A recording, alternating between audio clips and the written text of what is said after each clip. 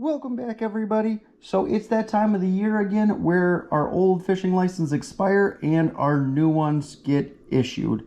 I'm not exactly sure about when the rest of the states get them, but for Wisconsin, this is about when we have to do it. So with that, one thing that I always do with my new licenses, or at least I have for like the last 10 years, is protect them. And what we get in Wisconsin is basically just a piece of paper, a little slip of paper. So obviously the longevity of that is pretty limited.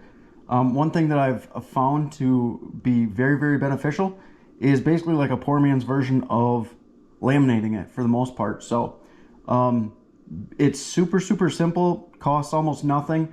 And I don't think I've ever had a license that has actually been destroyed since doing this. So for the most part, all you really need is your license cut out, trimmed to, as small as you can make it so it can fit in a wallet or whatnot, and then some clear packaging tape, and that's about it.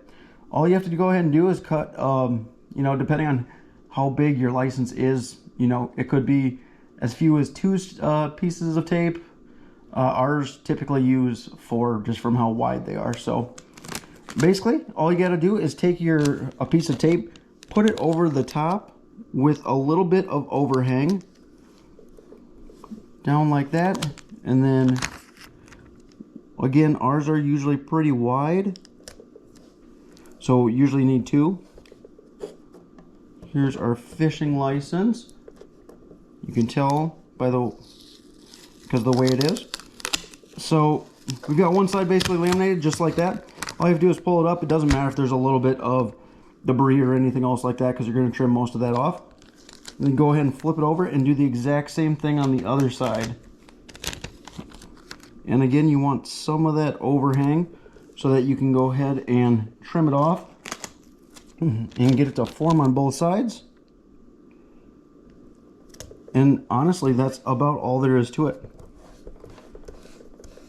And this will extend the life of your license by a long shot, but it's not going to prevent all issues. Like if you end up putting it through the wash or something like that, it's not going to stop that by any means. But from normal wear and tear and you put it in your wallet, I've never had to replace it or do it again. And then all you have to go ahead and do is trim it out. I again usually leave just a little bit of overhang just to protect it a little bit more, because you don't want to leave it too close and then have the opportunity for some water to leak in or anything else like that. And that is all she wrote. If you get some bubbles, you can work them out, but for the most part, that's all it is. Super, super easy. Again, costs almost nothing.